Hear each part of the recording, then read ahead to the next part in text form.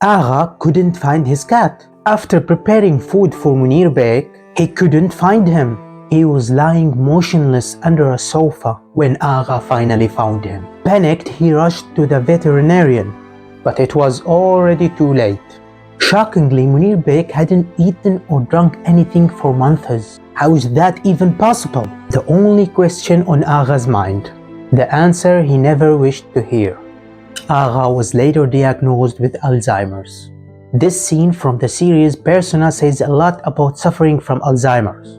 The numbers of dementia patients horrifyingly doubles every 20 years. Even if you're not a patient, you're likely to become a caregiver. But what could you do? You can do a lot. I'm Dr. Daniel and welcome to the Brain Lab.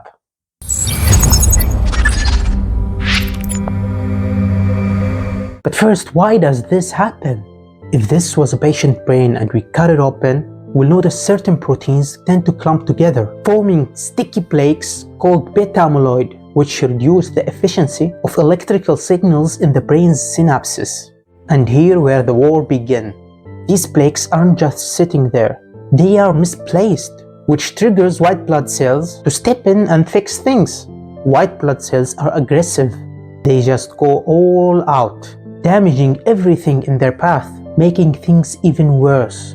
William Whyouta-Mollin was an artist who documented his own experience with Alzheimer's in a touching way through self-portrait. At first, plaques begin building up in the areas responsible for short-term memory storage, the hippocampus and the entorhinal cortex.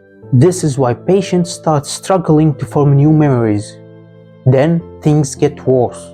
The war spreads to other parts of the brain, hitting the areas that control emotions. This leads to mood swings and emotional instability. Next, it reaches the frontal lobe, the brain CEO, the part responsible for decision making and problem solving. And as the brain starts shrinking, even old memories begin to fade away. Now, if you notice small signs like forgetting your keys or a few names, don't panic. These things aren't really a big deal. The big deal is this: misplacing your stuff in weird places, like forgetting your keys in the fridge. Sudden mood swings for no clear reason, not because of stress, exams, or a rough day. Swapping words with completely unrelated ones. For example, saying bathroom when you meant phone, and repeating the question over and over without realizing it.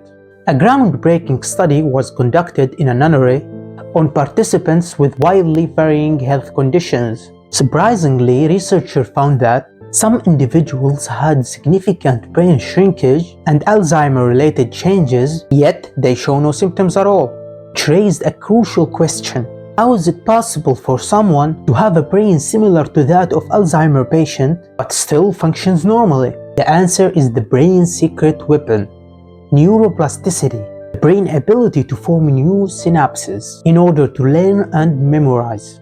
Think of it like creating a new word file in your brain. You already have at least 100 trillion files, and you can create new ones almost infinitely. So Alzheimer's affects synapses, but we can form new ones. That's great news, isn't it?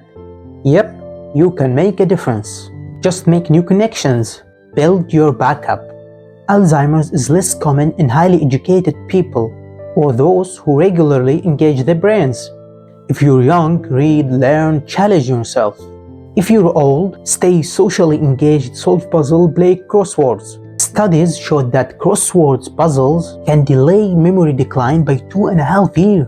Also, being bilingual can gain you 4.5 additional years in order to show symptoms. Language and social interactions are essential for maintaining synaptic connections. Isolation is a real danger, especially for old people. Don't isolate yourself. Another advice is to be cautious with AirPods and headphones. What do that have to do with Alzheimer's?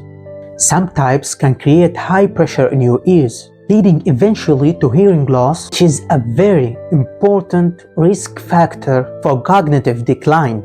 And be wise how much time you spend on your headphones. Avoid risk factors for strokes, like high blood pressure or diabetes or other conditions, because they can easily reduce your reserve of synapses. And sleep well. Quality sleep allows the brain to wash out harmful waste, like imagine going without a bath for weeks. how would you feel? That's how your brain feels without proper sleep. Take vitamin B if you're deficient. Studies link vitamin B deficiency to increased risk of early dementia. Alzheimer is not just about forgetting, it is a silent journey where patients slowly lose pieces of their life. But even as memories fade, emotions remain. A gentle touch, a kind word, or simply being there can mean more than we realize. And they may not remember us, but we can remember them. And that truly matters. If you found this video helpful, consider sharing it to spread awareness. And don't forget to like and subscribe. Thank you for watching.